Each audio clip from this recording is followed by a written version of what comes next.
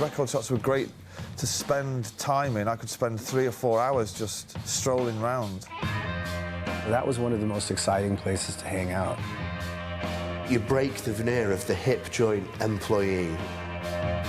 And all it is a kind of like, all right, you know, just one of them, and you're like, I own this town and everything in it. You know, that's how it felt.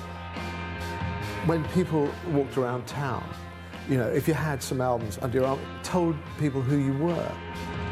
Something to read on the bus on the way home from the record shop. Really a magical moment, you know, you'd rush home and you'd put the music on. You'd have to extract the record, you know, from its sleeve and, you know, place it on the turntable. And the first time you drop a needle on a record, it's 10 points if there's a little bit of skid, and then bump, you know, biting into it as the needle hit the vinyl. And then the music comes in. There's nothing as wonderful as that.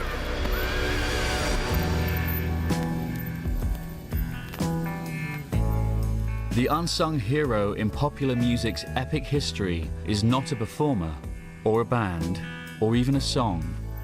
It's this, the long-playing album.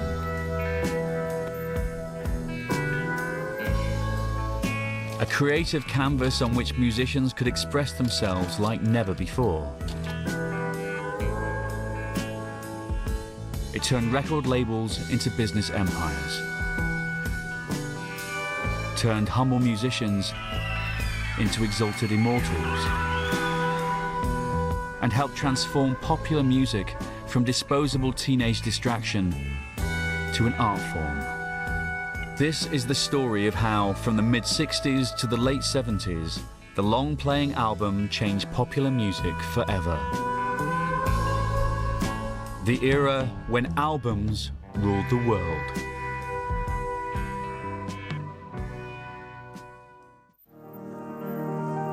Around 130 grams of vinyl and acetate mix, 1,600 feet of groove, 33 1/3 revolutions per minute. The long-playing vinyl record was unveiled to the world by Columbia Records in 1948.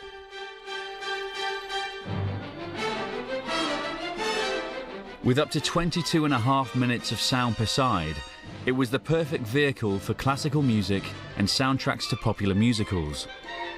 It was a product aimed at and bought by adults. I remember a lot of soundtrack albums, you know, if your parents went to see a show or a film, then they'd get West Side Story soundtrack or Oklahoma soundtrack or My Fair Lady. And it was very much I saw LPs as being part of the grown-up world. Along with soundtracks and classical music, the LP soon became home to easy listening collections and jazz recordings. But while parents listened to their LPs, teenagers were dancing to a different beat. This was rock and roll, preserve of a smaller, cheaper disc. At 45 is just a little guy with a big fat hole in the middle, slips onto this penis. How very phallic, how very sexual. But as the 50s became the 60s, teenagers' disposable income grew, and rock and roll, increasingly called pop music, began to creep onto the grooves of the LP. Many albums of that era, you know, by pop artists, you know, contain, you know, the singles and then, you know, some duff tracks, a few covers, and some filler. The artistic pinnacle, you know, is a hit single as a pop artist, and an album in a way is often seen or very much almost as a kind of cash-in on the single rather than the other way round.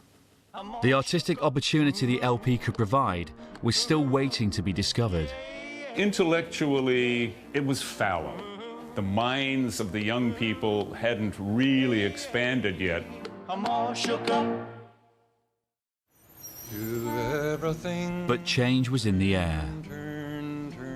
In New York's Greenwich Village, folk music was about to show that the LP could be the canvas for a new kind of musical expression. In the early 1960s, American folk music was enjoying a renaissance. Folk captured the spirit of protest in a society still scarred by racial segregation. Society itself is changing during the early 60s, both technologically and socially. And there's a growing sense that music itself should address some of that. I've seen trouble all my days. Into this scene stepped a 20-year-old Bob Dylan. His 1962 debut was a collection of folk standards. But for his second record, he did something different. Oh, where have you been, my blue-eyed son? He recorded an album almost entirely made up of original songs.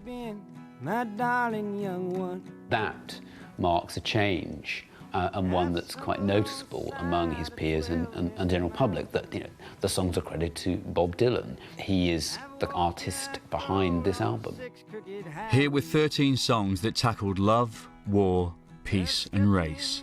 I ran into him at a party, and he was in a back bedroom playing to some girls, trying to impress some girls, and he played Masters of War and Hard Rain's Gonna Fall, and I was like, what? This is the most powerful thing I'd ever heard. Come, you masters of war. Here that build the big guns. Freewheeling was Dylan's statement on the world around him. Bob Dylan was clearly developing the idea of looking at the album as a collection. There was serious thought put into the makeup of what this album was going to be. Sun don't shine above the ground. This was a landmark. This was a new chapter in American music. The answer, my friend, is a blowing in the wind. The answer is blowing in the wind. Everything about Freewheeling seemed to herald a new era, right down to the cover. Nobody did covers like that then. It was so confident, so oblique, so casual. Like, yeah, I got a girlfriend, so what? Here she is. It's not glamorous, it's nothing, it's just reality. The whole thing, just powerful. Well, before I start singing, and it's a heart, and it's a heart. The expansive canvas of the long player had allowed Bob Dylan to find his voice. In return, Dylan had given the album a new purpose.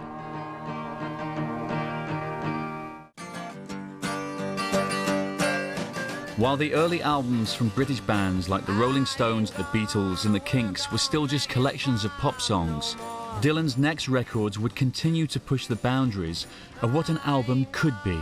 He pushes that further and further by, introducing 11-minute songs on Highway 61 Revisited, on Desolation Row, and then having, what is one of the very first double albums with Blonde on Blonde, where you have, side-sprawling tracks.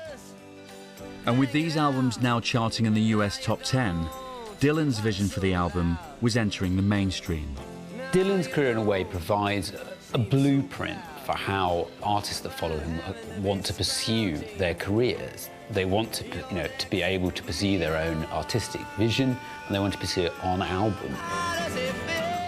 In California, this artistic vision was heightened by the addition of a new ingredient.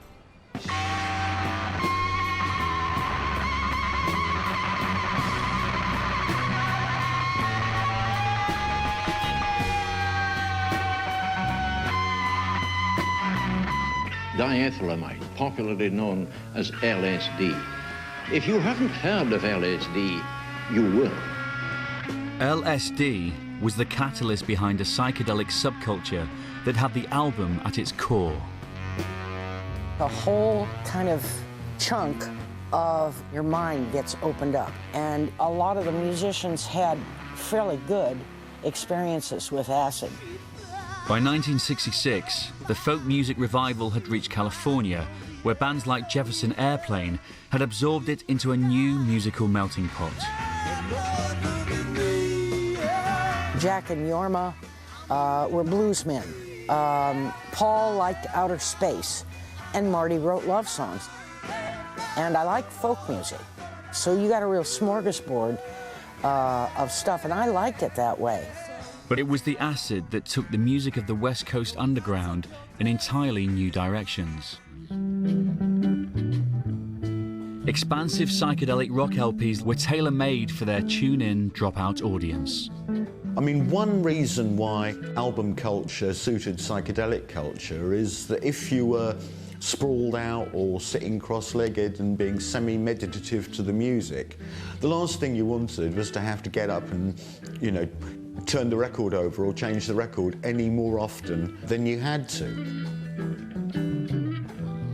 Call your friends and come on over, and everybody sit and listen to the whole album all at once. You make comments about it afterwards, smoke a bunch of dope or have wine or whatever you do, and it was great. But while this new audience devoured the records of the psychedelic scene, one place this new album-based music couldn't be heard was radio.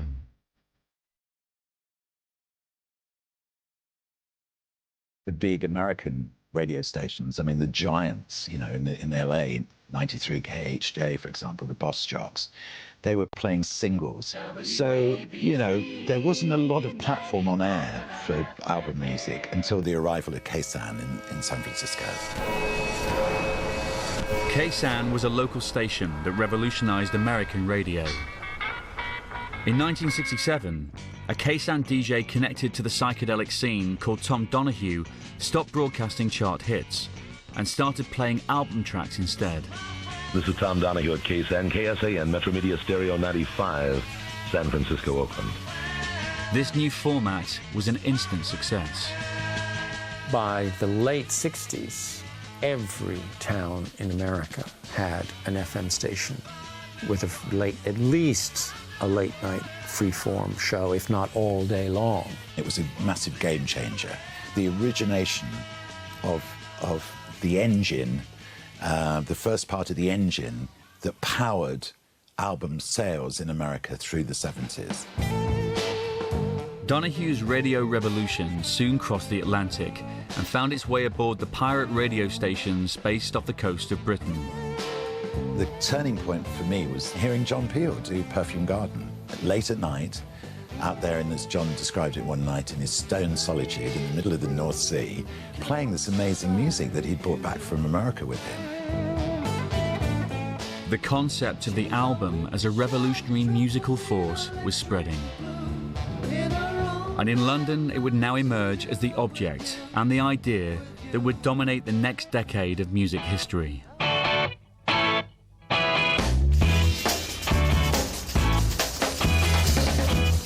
By the mid-60s, swinging London had become the hippest city in the world. Acts like The Who, Dusty Springfield and Manfred Mann had scored hit single after international hit single. But the biggest singles band of them all, the Beatles, have been absorbing American album music from Dylan to the psychedelic scene. At the start of the 60s, your parents loved them. And you know, your mum would take you to see Help or Hard Day's Night, and maybe she'd buy the LP for herself. And by the end of the 60s, your parents despised the Beatles. And they were symbolic of everything that they were afraid was going to happen to you, that you were going to grow your hair, you were going to take drugs. When I saw that Rubber Soul album cover and they're all looking down, you looked at them and went, uh-oh, these guys have been psychedelicized. After the Beatles ended their 1966 world tour, they returned to London's Abbey Road studios to begin another recording session. But this time, things would be different. Out of the blue, John says to George Martin, you know, on this record, we're going to create sounds that, you know, no one's ever heard before. We don't have to worry about reproducing them live because we're never going to tour again. At the end of 1966, the Beatles started work on Sgt. Pepper's Lonely Hearts Club Band, and so began the most ambitious album recording session to date. When you see shots of George Harrison bundling out of a Rolls Royce and in through the door of Abbey Road with reams and reams of A4, waving at everyone, head down, getting into the studio, getting to work. It's like they must have felt like they were splitting the atom in there.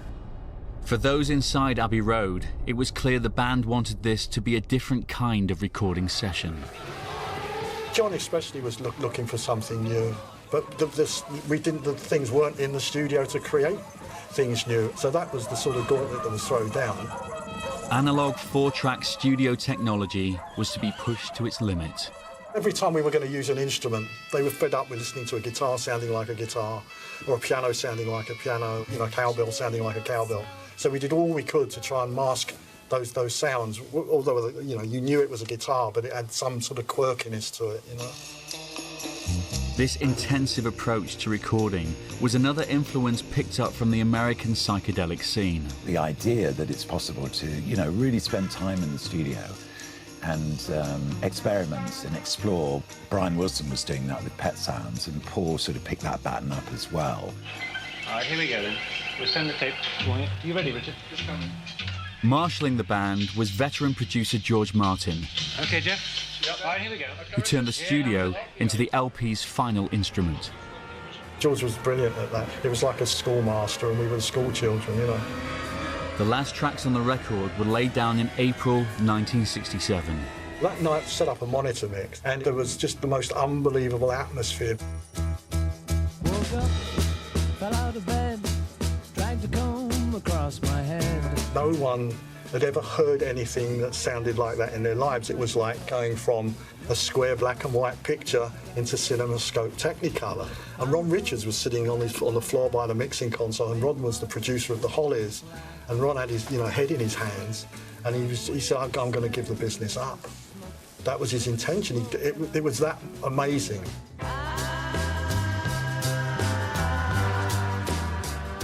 What the Beatles had created was arguably the world's first concept album. Since they weren't touring anymore, the Beatles would go on the road in their imaginations as Sgt. Pepper's Lonely Hearts Club Band. This is the start of his concept. It was like some fictitious band and they were tuning up at the Albert Hall. They're creating a kind of quasi-live set and bring in a lot of ideas that are quintessentially English, you have to say. You know, the sort of musical idea of it, a brass band. And then you hear a laughter. The reason why the laughter's there is that we're supposed to be the audience. The listener of that album is supposed to be sitting in the audience of a theatre.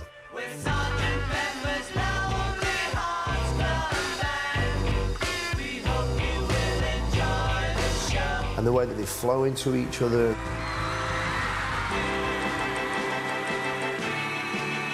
The way that the stories and the themes reappear.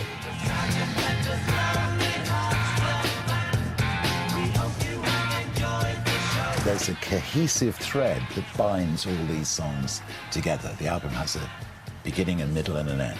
This was a revelation.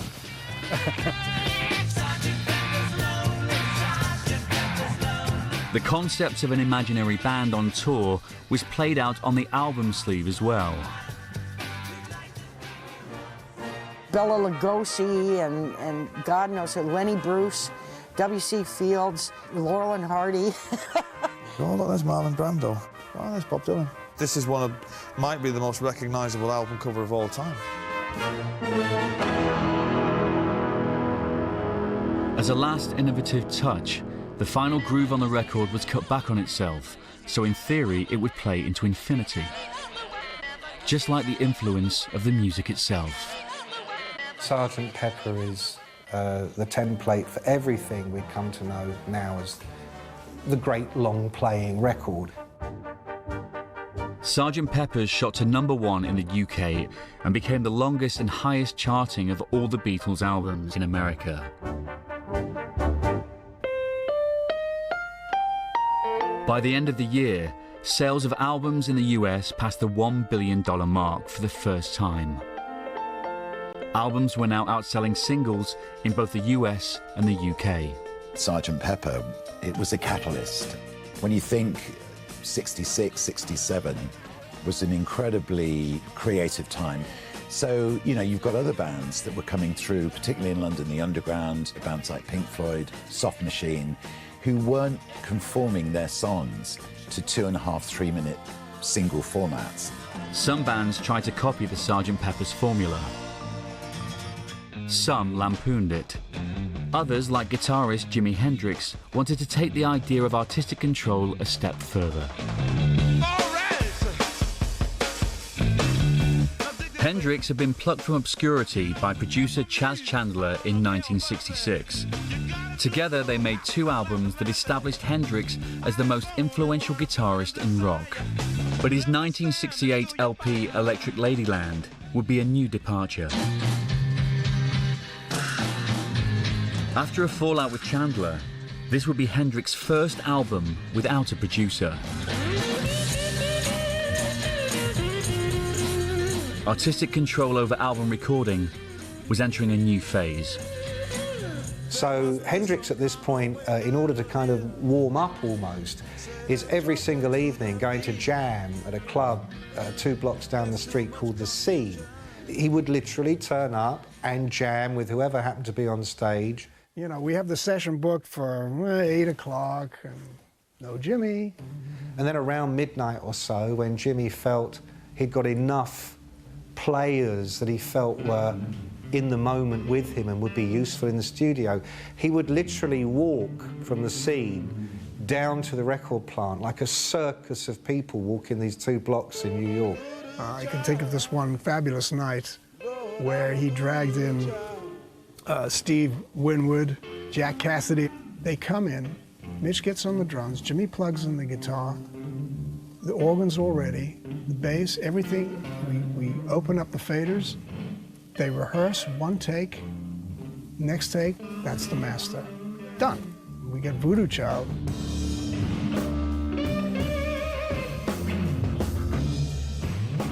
This is where we are now with long-playing records. We're beyond even where the Beatles were, who were more or less 9-to-5 creatures in the studio. We're, when will the lightning strike? We need to be ready. Complete control of the recording process allowed Hendrix to indulge his every musical whim. Electric Ladyland was his most adventurous record, and there was so much, so many great things he was doing in the studio that hadn't necessarily been heard before. The result was tracks of increasing length and complexity, such as the near 14-minute 1983. Hooray, I awake from yesterday. 1 take all the way through. Which Hendrix even helped mix. I would take 1 half of the console and I'd give Jimmy like a vocal track and some other things over here, and we would rehearse it as a performance. And then in the middle of the mix, we would look at each other and we would start laughing and say, okay, you ready to split? Okay, go. And I'd get up and I'd shift positions with Jimmy, and Jimmy would take my position and we'd go like this. You ready to go back? Yep. And then we'd bump into each other. He would fall on the floor laughing, I'd fall on the floor laughing, and then the tape would still be running. Electric Ladyland was the first Hendrix LP to hit the top of the US charts when released in 1968, proving that artistic freedom could equal commercial success.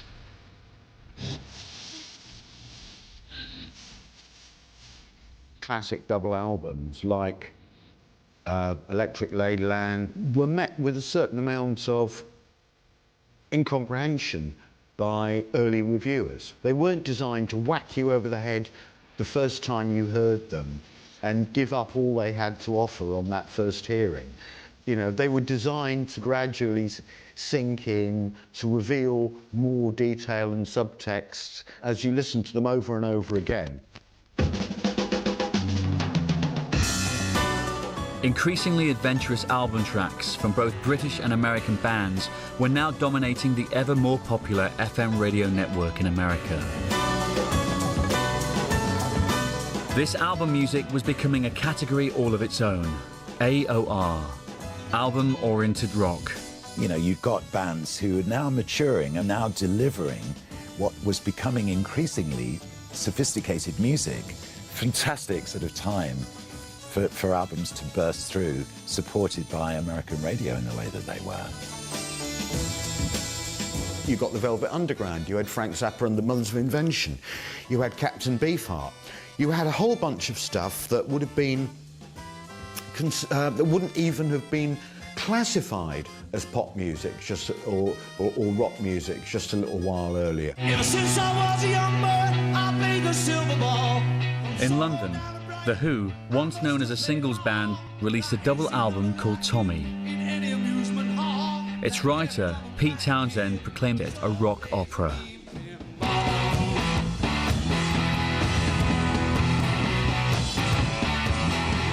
such a cliche term now, but at the time it was exciting and fresh. A rock opera, you know, grandeur, meaning, credibility.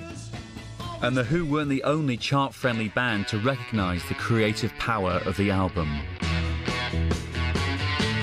Some people may see the Stones as perhaps more of a singles band. They think of Satisfaction, Paint It Black, and of course that's what they were to begin with, in the same way that that's what the Beatles were to begin with. But they wouldn't have the legacy they have now if they hadn't made the same journey the Beatles did, from being this supernova singles act into a long-playing oriented band that made its reputation completely on its albums. Starting in 1968, the Stones made a series of 4 albums which would be seen by many as their creative peak. If you think of some of their greatest tracks, Sympathy for the Devil, You Can't Always Get What You Want, Wild Horses, none of these are singles. The more rock bands embraced the LP and pushed its artistic boundaries, the more sales soared. By 1969, some 200 million albums were being bought annually in the US. And rock LPs accounted for 4/5 of these sales. The economics of the industry were changing. Commercial success no longer depended on hit singles, as one band was about to prove.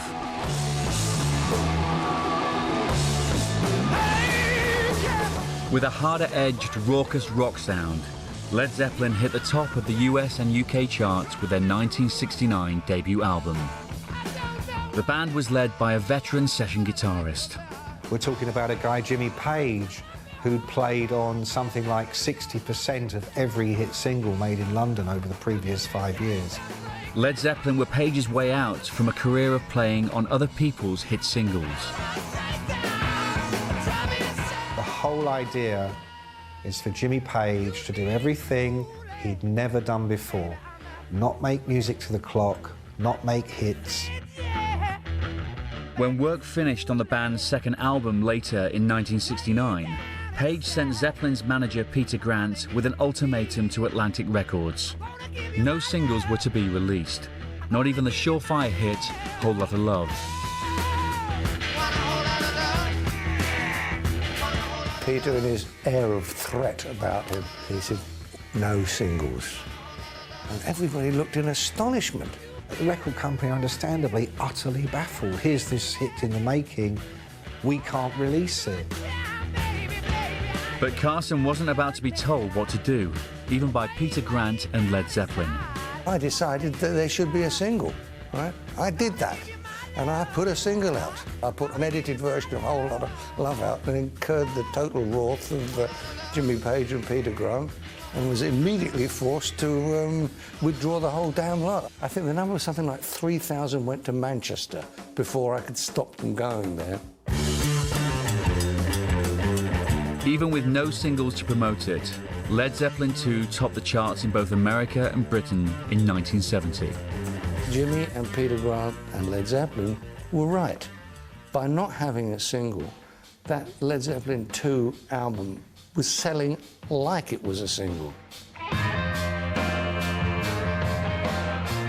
Within 3 years, Led Zeppelin were the biggest grossing act in the world. That is probably the pinnacle of how to sell an album. Make great music and make it available only in its album format. Don't sell anybody a single. The single was rapidly falling out of fashion. By the turn of the decade, albums accounted for over 80% of record sales.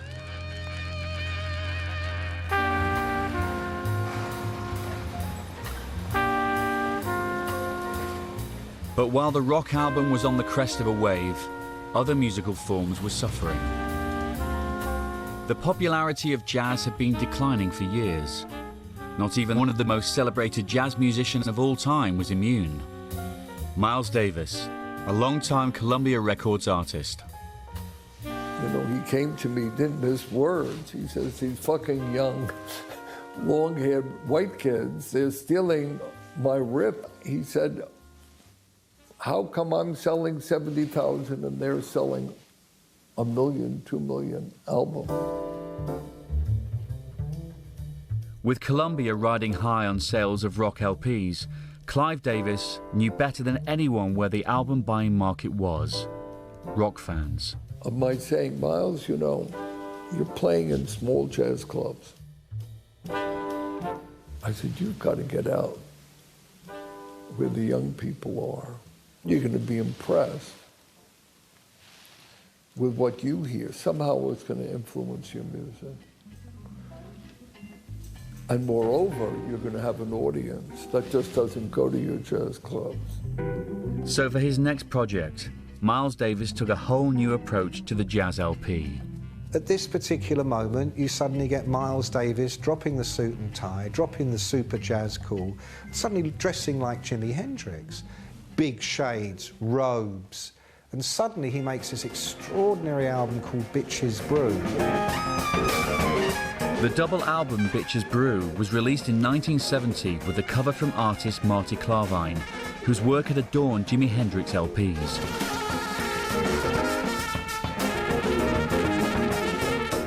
The music was a radical departure for jazz, adding rock guitar and drums. It was a style that became known as fusion. So, what you will find in fusion that you can listen to, that you'll pull out of it, is the groove. A jazz personality on top of a rock groove, fundamentally, and that's what fusion fundamentally is. It was interesting because during those days, jazz and rock started to work together, and all of a sudden, you heard jazz being played on a technical level that was next level. It's like, whoa. To record the album, Davis had assembled an astonishing array of young jazz talent, including drummer Billy Cobham. The tracks were heavily improvised, with Davis as the conductor. He said to me the night before, you know, that groove that we played, I like that, play it tomorrow. Okay, got there, of course I couldn't remember what to play. And I started to play something, he says, that's not what you played last night, but I like that, I want to play.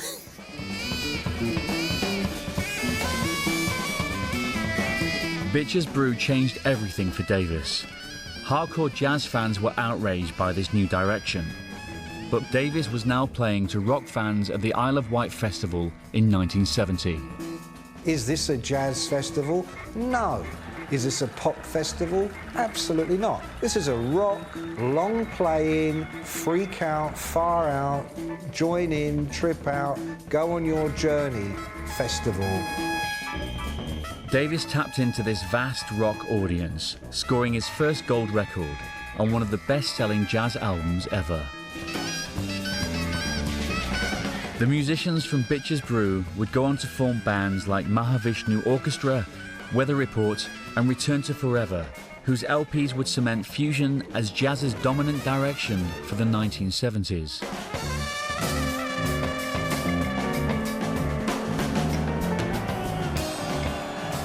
But even with sales soaring, not everyone had yet woken up to the power of the album. In Detroit, Tamla Motown was the most successful record label of the 1960s, an empire built on the 45. The core of the Detroit sound was the idea of the 2.5-minute single that was instantly recognisable, that had a chorus, 3 verses, and a song that was effervescent, upbeat, very positive about life. They were not essentially, at least in the 60s, an album company.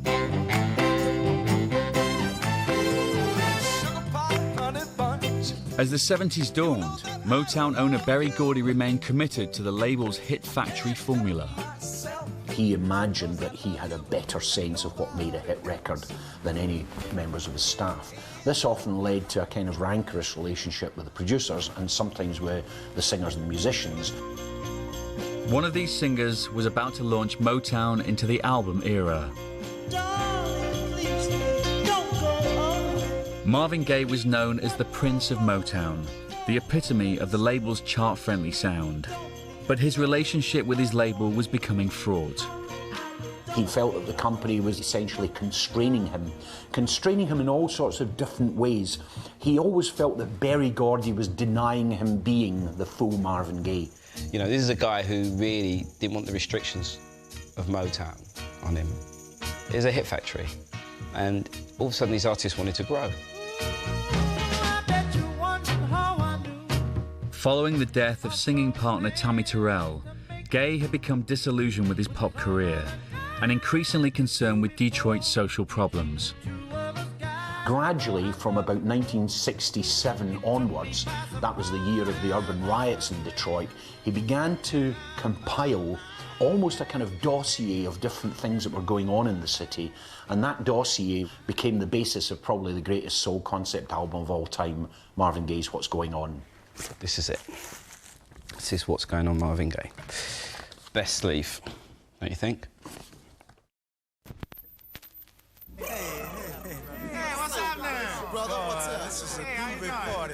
In 1970, under Berry Gordy's radar, Gaye had begun work on some new material.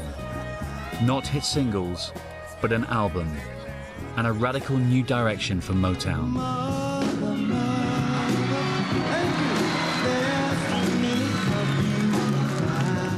You knew when you heard it that it was important, and this was a move on, not just in terms of what he was saying, i.e. what's going on, it was more the construction of the whole piece.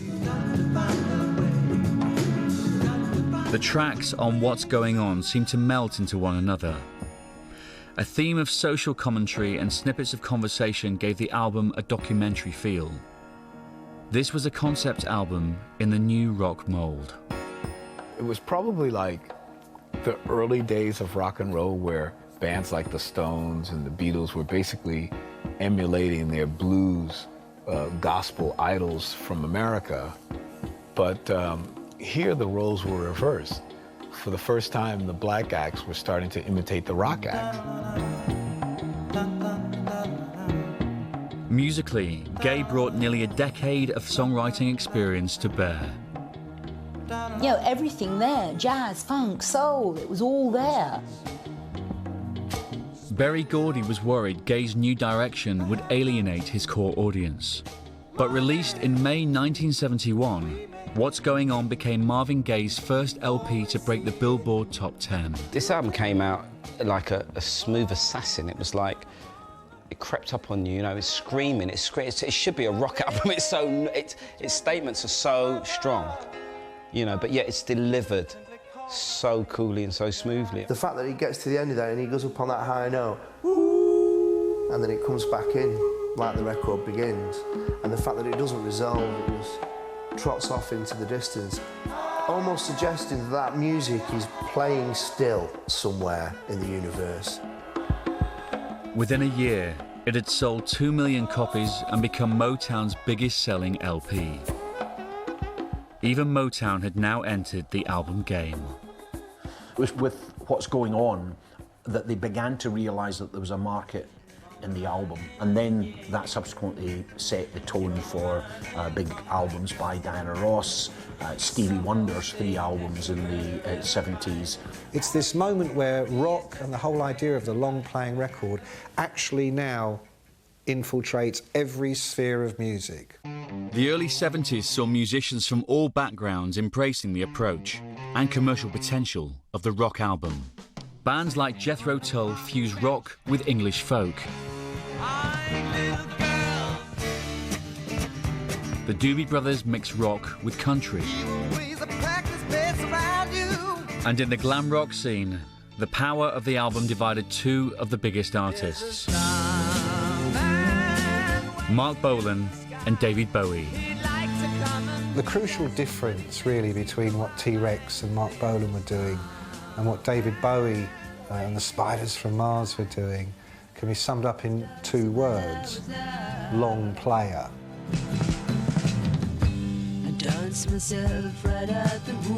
Bolan was a glam rock pioneer, But it was the single, not the album, that was his focus. I think Mark Bolan and David Bowie always had different goals. Mark Bolan wanted to have singles. He wanted to emulate the singles that he grew up with by Little Richard, Elvis Presley. David made great albums and let the single be damned. He did get great singles out of the albums, but it wasn't his purpose. It wasn't his primary purpose. Bowie used LPs to stretch himself as an artist. I hadn't seen him for a whole year and a half, and he came to my apartment in full Ziggy regalia. No eyebrows, spiky orange hair and all that. But when this voice came out of that person, it was my friend David. Now Ziggy play guitar, jamming good with weird spiders from Mars. He was the first rock star to invent a rock star, to invent a person with another name.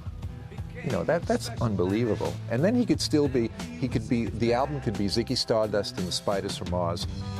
Ziggy really sang. So, you know, Bolan was the pathfinder in a way when it comes to glam rock. But it was David Bowie, it was Roxy Music. Those were the artists that really benefited long term because they were LP artists. As well as allowing artists the space to grow creatively, the album also allowed them to look inward and explore a more personal agenda. In the early 70s, a new kind of musician started to adopt the album, the singer-songwriter. Suddenly it was like people kind of sat down and were contemplating people more and were wanting to know more what they had to say and what they had to say about the world, as it were.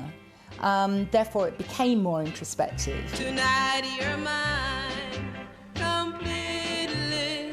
Carole King had spent the 1960s writing hits for other people. A lot of what we did in the early days, creating a really good track and getting a couple of good-looking kids and putting them on it, that was a different business. But stardom in the era of the album depended on a different set of qualities. You got to get up every morning with a smile on your face and show the world. In 1970, King and producer Lou Adler of Ode Records began work on a collection of songs with the working title Tapestry. I certainly knew, and Carol knew, that we were making an album. It was obvious that we were trying to complete something and not just go for a hit single or something. It was way past that. So far away, doesn't anybody stay in one place anymore? Tapestry would be the most personal and intimate work of King's career. In the older sessions, you went in, whatever the lights were, that's what you recorded under. In these kind of sessions, if you're doing a ballad, you turn the lights down a little bit. Long ago, I reached for you and... When I describe what Tapestry means to me, I always describe it as it's the musical equivalent of your big sister or your big brother putting the kettle on when you're having a really bad time, and they're like, come over here, come on, we'll sort it out, we'll have a cup of tea, we'll fix the world.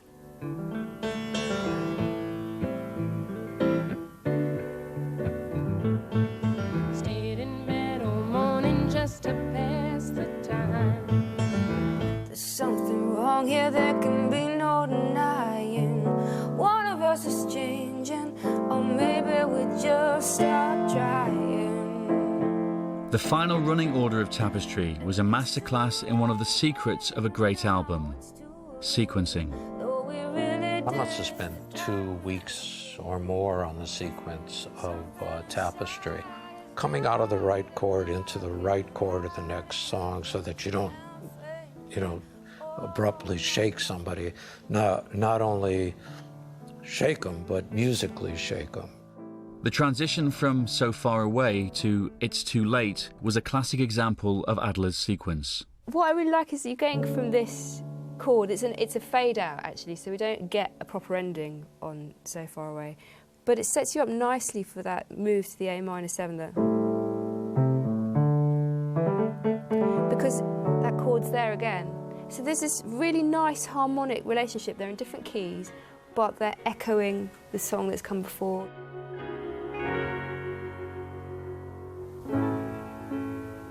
Looking out. Tapestry was released in the US in March 1971.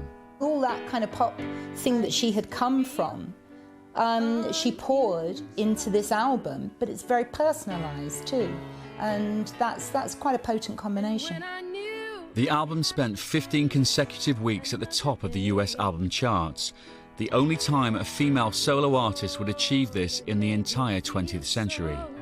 No solo album would outsell it until Thriller, over a decade later. Tapestry was confirmation that the era of the album encouraged a new kind of star. Carol and I won 5 Grammys that year, the most by a female artist at that time. We won Best Album of the Year and Song of the Year and Single of the Year. So that, it validated Carole King as an artist.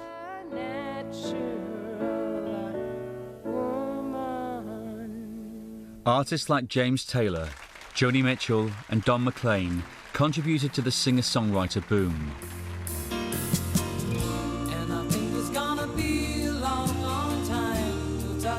Britain's answer was Elton John, who scored 7 consecutive #1 LPs in the US in the early 70s.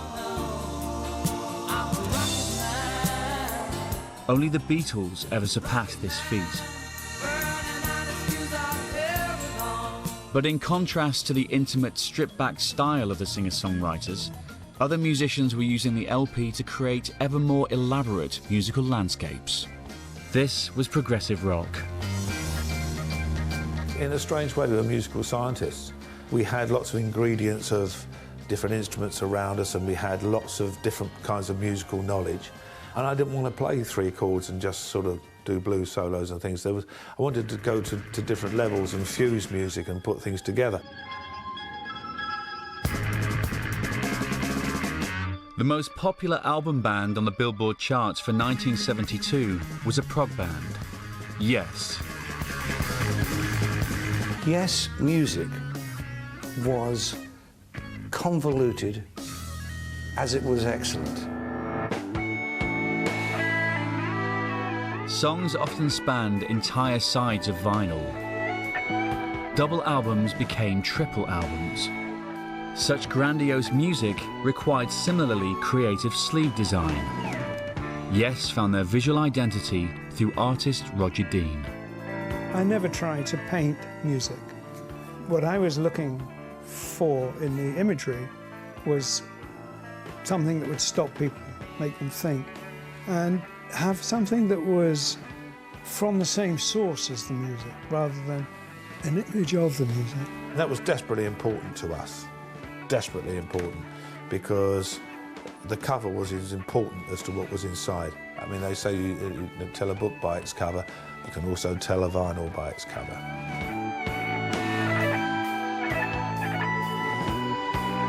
Increasingly extravagant packaging allowed Dean to explore entire narratives through a single album design. When we did the Yes Songs album, it was a great opportunity to tell the story because it was a triple album with a booklet. Landing on a new planet, life restarting, and humans and cities coming about.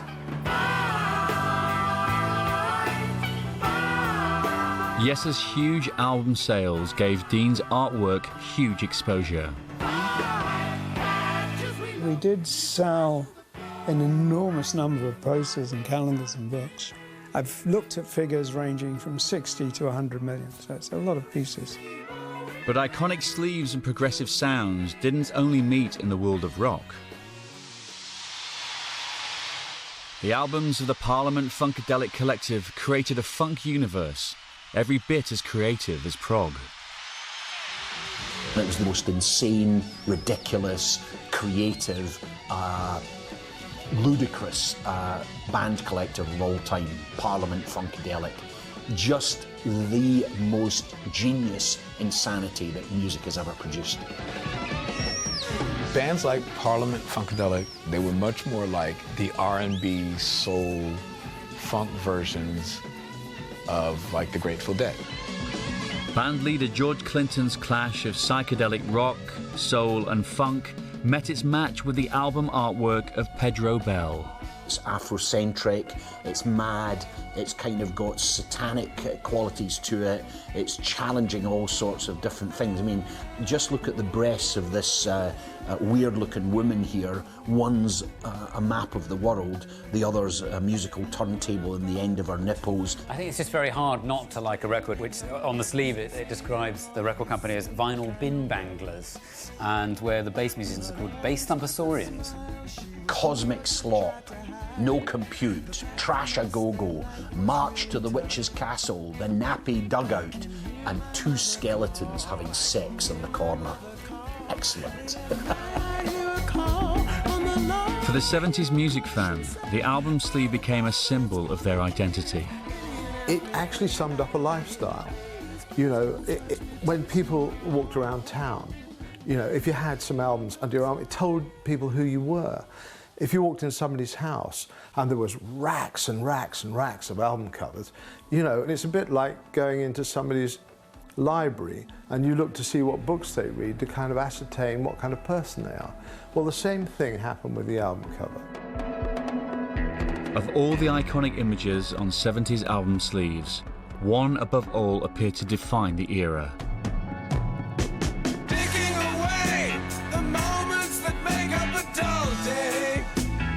Pink Floyd's 1973 album, The Dark Side of the Moon. One of the highest-selling albums in history.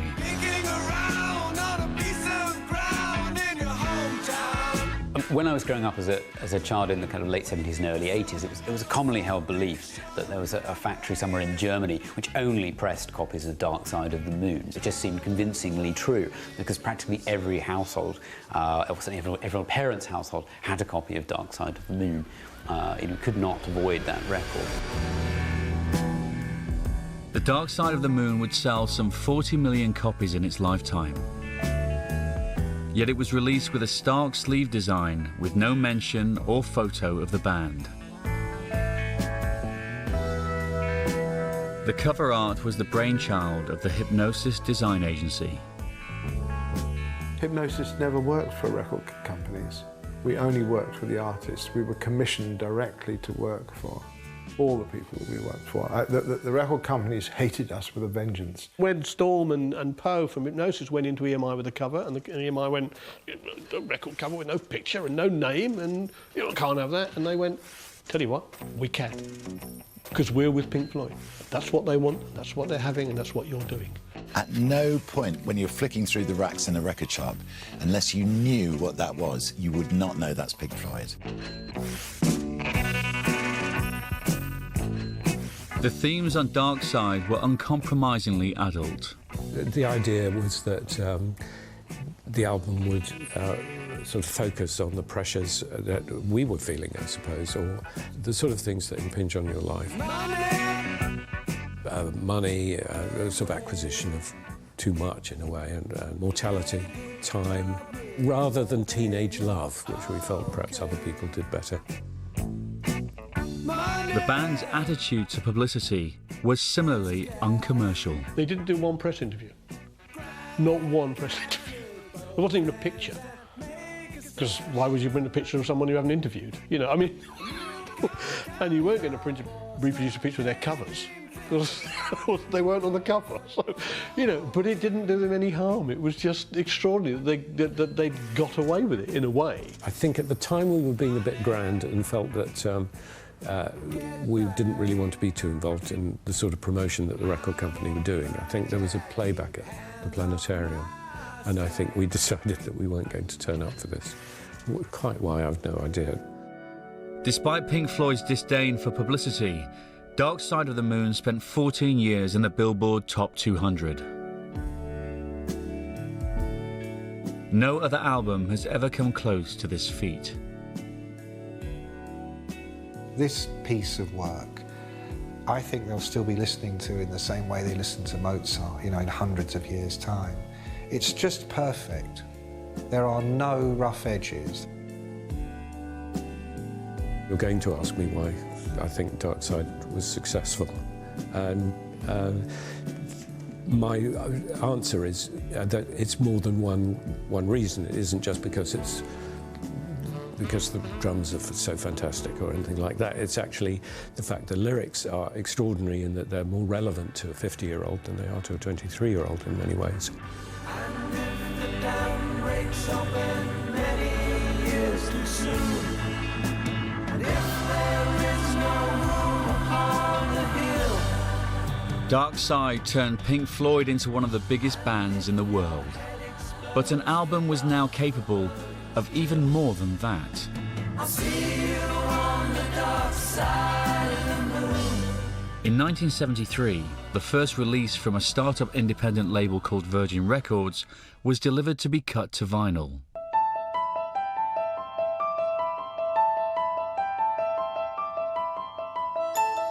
Each side was a single experimental instrumental track.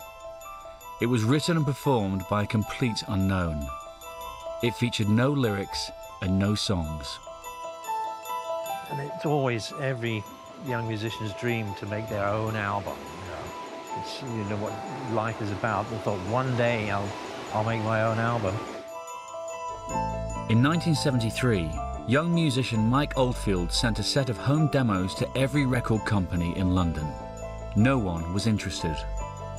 But then they came to the attention of an independent record shop owner. Somebody brought a tape that he'd made, which was the sort of the makings of Tubular Bells, that he'd recorded in his flat above his mother's house, and it was captivating. Branson saw something in Oldfield's tapes that the record companies didn't. When he launched his own record company a few months later, Oldfield was the first person he called. They said, okay, we'll give you a week in the studio, and in that week I did a huge part of Tubular Bells, nearly all of it.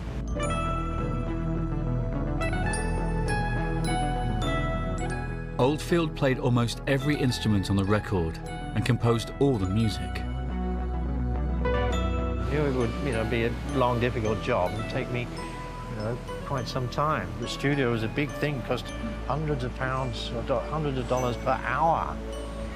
So to be allowed free reign of a studio was quite a special thing. The album was released in May 1973. Richard Branson arranged a live television recital to promote it, but Oldfield was less keen. I finished the album and I was pretty exhausted, and then they came to me and said, all right, now you've got to do all that again, but live. Oldfield's mesmerizing instrumental had been meticulously constructed in the studio. He hadn't considered the complications of performing it live. Oh, I think we counted the ones, over 18 or 1900 overdubs on Tubular Bells. And I had to work out how to translate that studio production into a live concert, and it was exhausting. On the way there, he said to me, I'm afraid I just can't do it. I just can't face it. I'd got a very old Bentley, which cost about £300, which my parents had given me for a wedding present. And I was driving him there in it. And I pulled in and I said to Mike, look, if you can overcome your psychological problems, the keys are yours. And Mike sort of sat there for about 5 seconds and said, I think I'm feeling slightly better.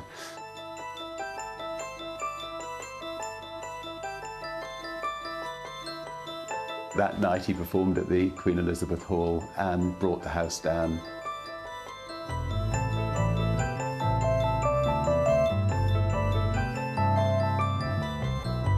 It was absolutely, breathtaking. I mean, standing ovation for I don't know, 20 minutes at the end. The audience absolutely loved it, which is a rapturous reception. Rather nice. And I got the Bentley. Tubular Bells has sold 18 million copies worldwide and spent nearly 300 weeks in the charts. It was the album upon which Richard Branson built his empire. Obviously, Tubular Bells you know, made an enormous difference, and it really kicked off our record company. By the end of 1974, in America, more money was being spent on records than movies or sports. And the major record labels were joining the ranks of the corporate elite. By the early 70s, most of the record companies have interests in lots of areas. RCA, you know, home for David Bowie during the 1970s, that fantastic stream of albums he produced, also owns, you know, the Hertz rental car company. MCA has, you know, Universal Studios. And with companies themselves thinking big, you get equally the promotion of artists who are kind of mega stars during this period. People like Elton John, for instance, you know, Captain Fantastic and the Brown Dirt Cowboy, selling something like 1.3 million copies within its first 4 days of sales. So, you know, huge budgets are then bequeathed to those stars because, you know, they're seen as surefire bets. In 1975, Queen began recording their 4th album, A Night at the Opera. At the time, it would be the most expensive album ever made. It was painstaking. We were using sort of 4 studios at once at one point, and there'd be a different member in each studio doing different things. Speeding and stopping the machines and slowing them down and speeding them up again and recording that. It seemed to take forever, actually. For 4 months, the band overdubbed track after track. We really did take it to, so the tape was, all the oxide was almost worn away. It was actually transparent in places. The result was a sprawling, diverse album which indulged the band's influences from music hall to opera.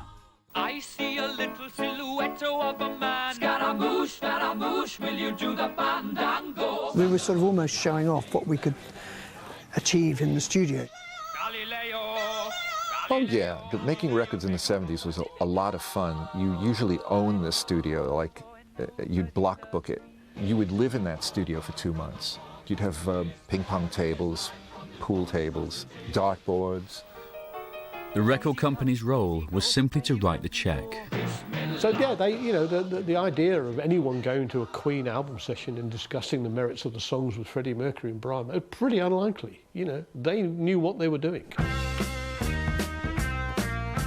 But investment in these headline artists didn't tell the whole mid-70s story. In 1973, Arab nations had declared an oil embargo, and the price of oil, a key substance in the manufacture of vinyl, had quadrupled. There's a shortage of PVC vinyl, the oil offshoot that records are made from. The price has shot up £60 in 3 months to £210 a tonne. With vinyl costs soaring, record companies turned to cheap solutions to balance the books. Best of albums and greatest hits compilations and, you know, cheapy chart compilations become a kind of mainstay of the record company's revenue stream. When I was at EMI, we started doing 20 Golden Greats, which was, you know, an enormous income earner for EMI at a time when we struggled in the mid-70s. You paid no recording costs. You know, you just basically compiled it and you made an ad. You know, that kept the books balanced. Best of albums by the Carpenters, the Stylistics, and ABBA were the UK's highest sellers in 74, 75 and 76. And in the huge rock market, there was another way to package collections of hits cheaply: the live album. It's better than a greatest hits because the greatest hits were kind of like for the part-timers or the non-serious fans, the here today, gone later today crowd. Live albums, though, had their cake and ate it all up. You know, you had all the hits, but done in a new, unfamiliar style. It was easy as pie to make a live album. You would just show up with a truck that had a 16-track recorder in it, set up the mics, you know, or take a feed off the stage mics, and labels were thrilled that a live album took relatively nothing to produce, and you could still get millions of sales. It was an LP recorded in 1975 that showed just what a cash cow the live album could be. British guitarist Peter Frampton had released 4 studio albums, none of which had even scratched the US top 20. For his first live album, he took to the stage at San Francisco's Winterland Arena. It was 7,000 people, you know, in Winterland, and when we walked out, got this huge ovation. And because of that, I think we forgot that we were recording, and the audience just brought something to the show, and we just did one hell of a show that night. The recording of a live LP was the reverse of the often lengthy, complex sessions of a studio album. I remember standing at the back of the control room, leaning up against the wall, and Ray just he said, I'm not going to do a mix, I'm just going to put all the faders up. He said, check this out. And I don't remember what he played first. I just remember us all going, and just the energy that we'd captured from that. It was just quite special. The mix of Frampton's best material, his rapport with the audience, and the instantly recognizable talk box was a smash hit.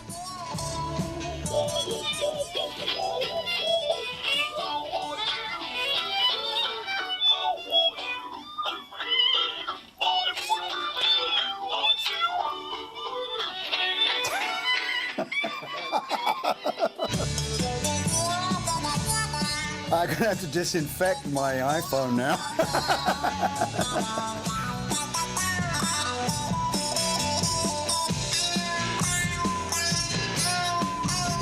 The album became the biggest selling record of 1976 in America and the biggest selling live rock album of all time.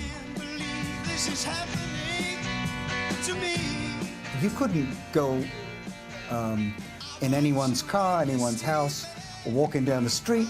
You heard Comes Alive coming from somewhere, you know? And even I would change the channel on the radio. Now I wish. Live albums, best-of collections and bankable megastars kept the industry growing. But attitudes to risky new releases were changing. The record companies after the oil crisis, in a sense, become more conservative in their choices. They become perhaps more business-like. With most debut LPs failing to hit profit, labels cut back on new releases. And in America, album-oriented radio, which once championed the artistic freedom of the LP, was becoming increasingly resistant to new music. Now, bigger, corporate companies have got hold of radio in America, and we're beginning to want certain tracks played from certain albums. Radio had gone from playing every new song that the music industry put out to a very tight playlist. And no one in a competitive market wanted to be the first one to try out a new song. So increasingly, the universe of songs being played on the radio was shrinking. Album-oriented radio was still key to breaking the vast US market, but in order to break the tightening playlists, new artists needed a new approach to creating a record.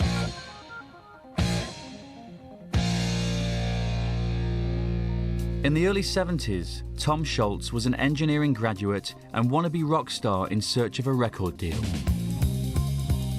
I realized somewhere around 1973 or 74 that the only way I was going to get a chance to have my music heard was if I could find a way to get it on the radio. Scholz built a studio in his basement where he set about creating songs that could break US radio. From that point on, I was pretty much independent. I could play every single part, and I not only didn't need anybody else, I really had learned the hard way that the only way that I was going to be successful is if I did everything the way I heard it.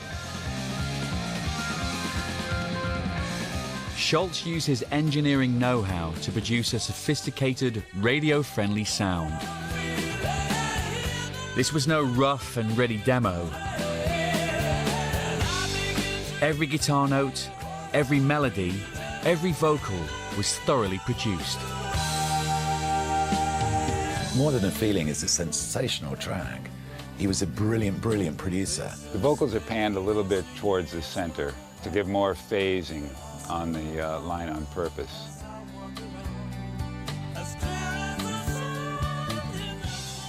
If you listen very closely, you can tell that there's two singers singing the same part.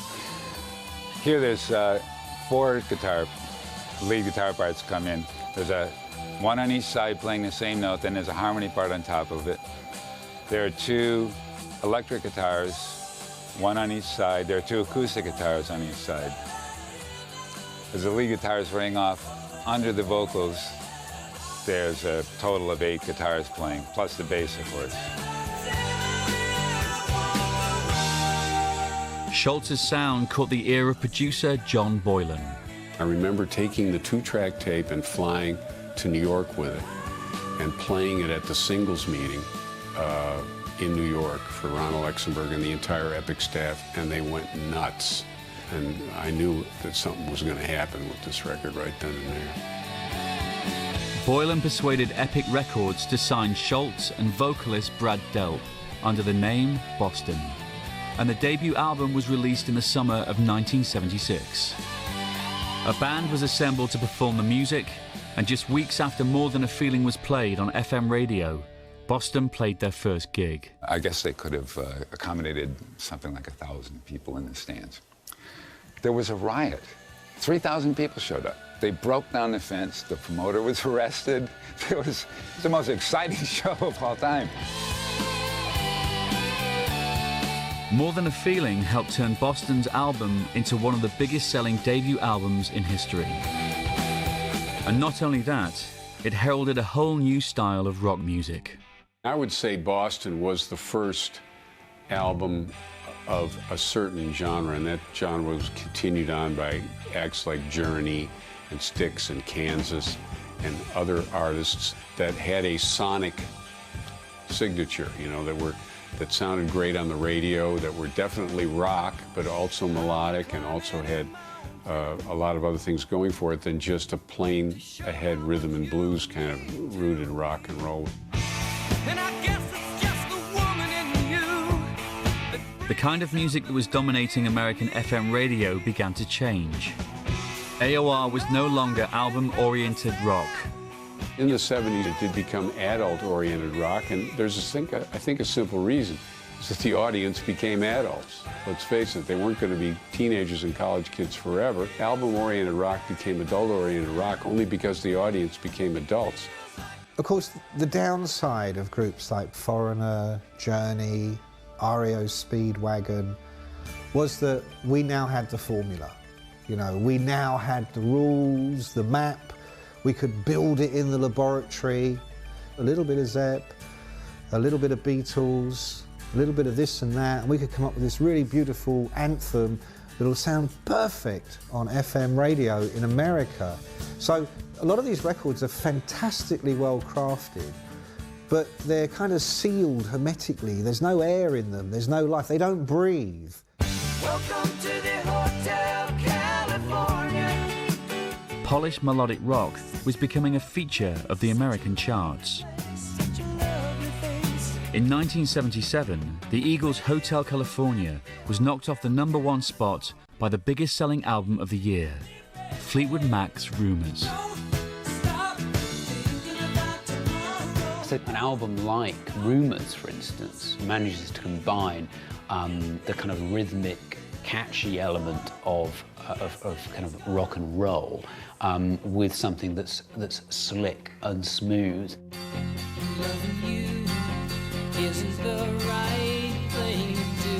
Perhaps its audience were seeking something akin to easy listening.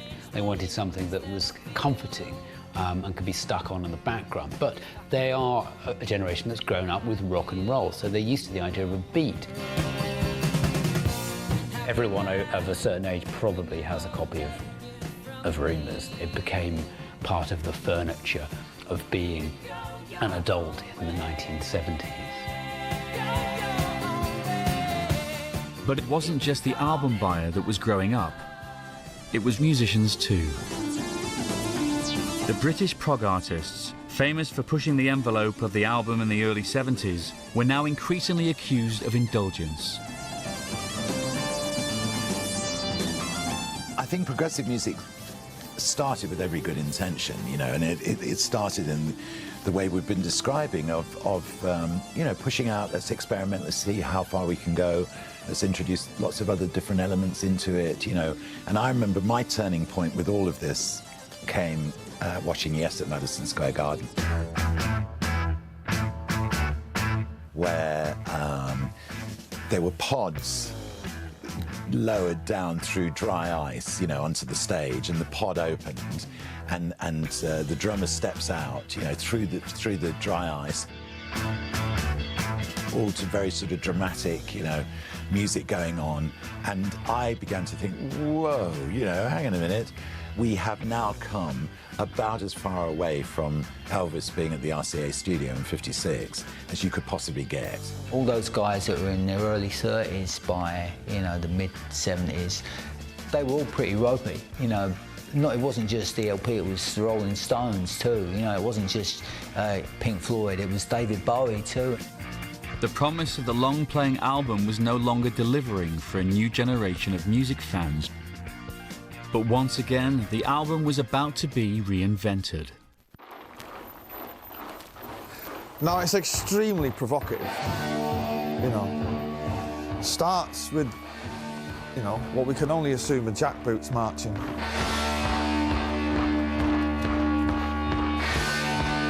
And the time.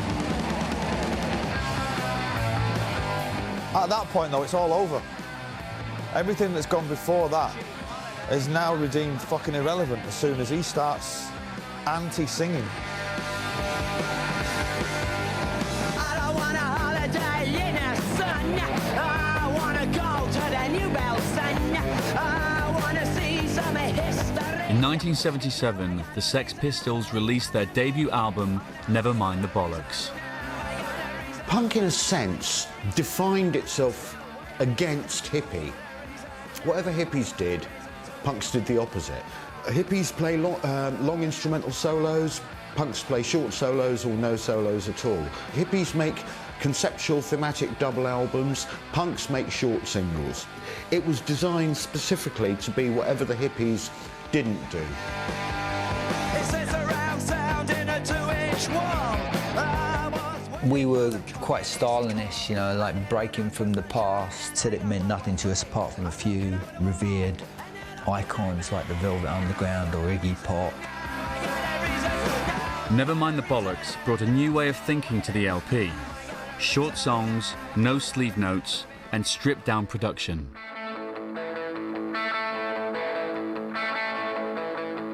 Now this guitar riff, this is probably alone, it's just, you don't need much more of a reason to produce the Sex Pistols.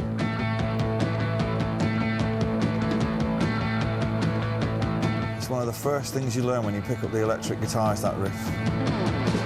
I wanted it to sound like, you know, real steel in there, you know, no flab at all.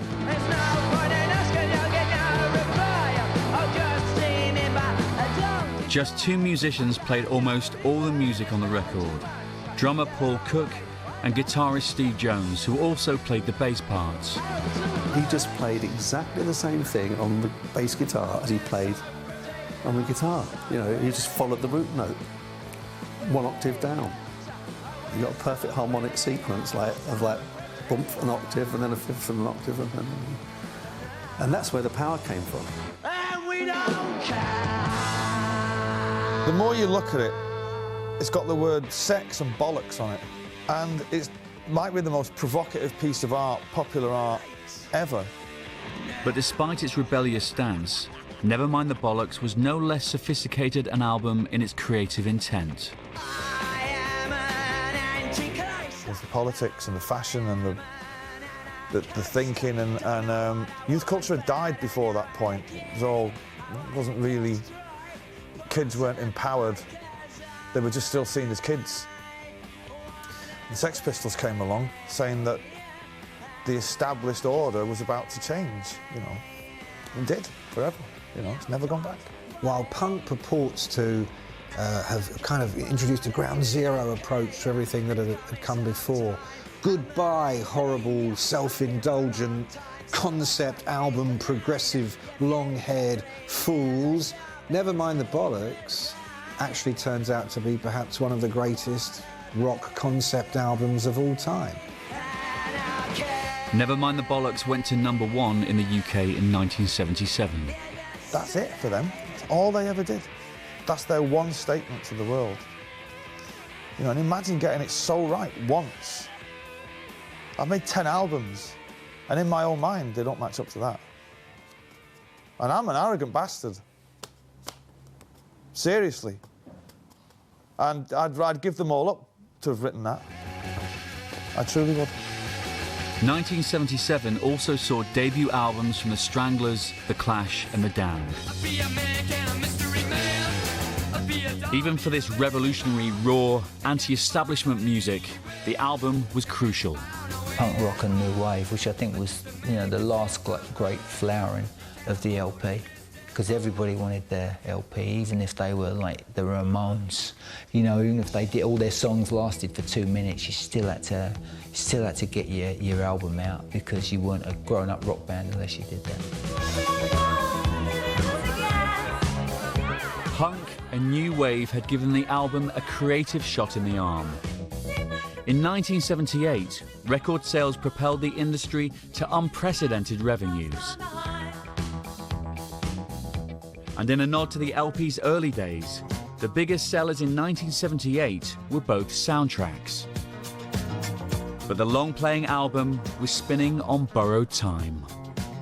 The record industry is enjoying an unparalleled level of dominance and success in 1978. Sales of vinyl albums are at their peak, and then it's unfortunately followed in 1979 by a massive kind of global downturn. In 1979, for the first time since album sales overtook singles 11 years earlier, record industry profits crashed by nearly a quarter. A golden age of album-led growth came to a close. The industry blamed a wider recession and new competition for young consumers' attentions.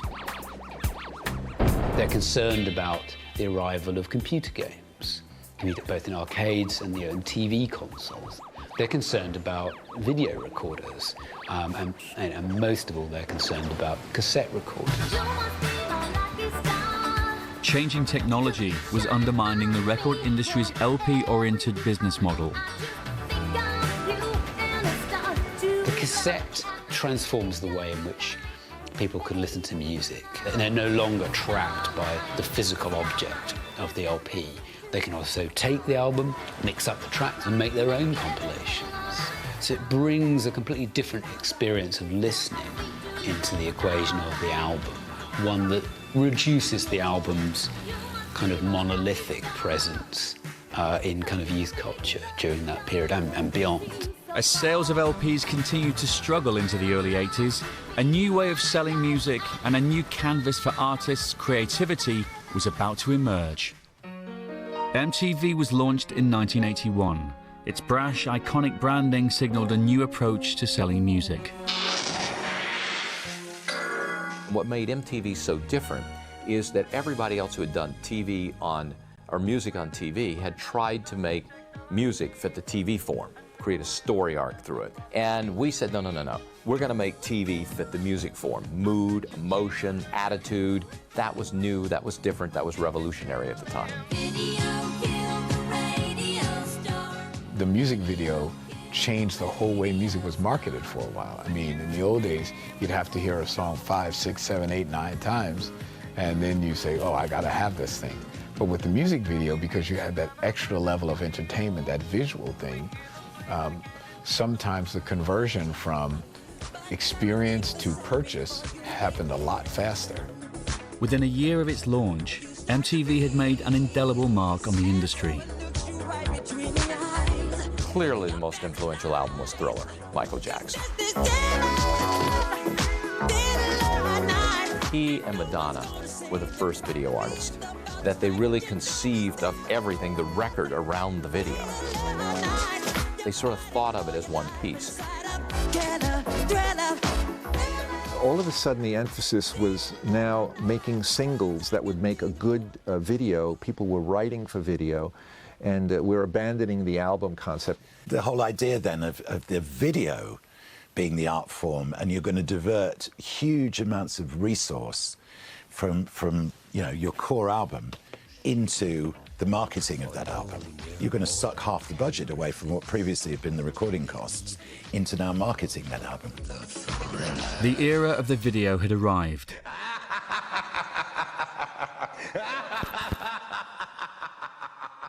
The long-playing album would never again be the driving force of the music industry. But even long after the needle lifted from its golden age, its influence lives on. I consider myself extremely fortunate to have been in the music business in what I think will be looked back on as a golden era, and that is the vinyl era. I think was the most productive, the most musical, and the most forward-thinking era in the entire 140 years of the music industry.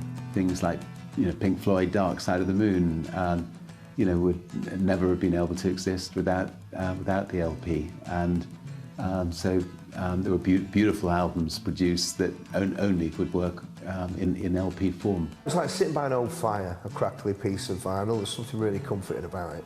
You could sit there over a lovely cup of tea and you could have people round to listen to it. It wasn't just this experience that happened in your ears only.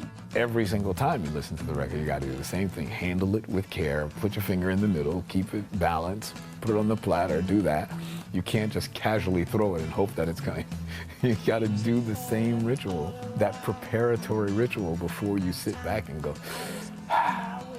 That was like a gift to yourself or a gift to somebody else. And it was a magical experience. Yeah, my favourite quote from any rock star is Ray Davies of the Kinks said that when he looks at someone's LP collection, he always feels like weeping, because it's like looking into their soul.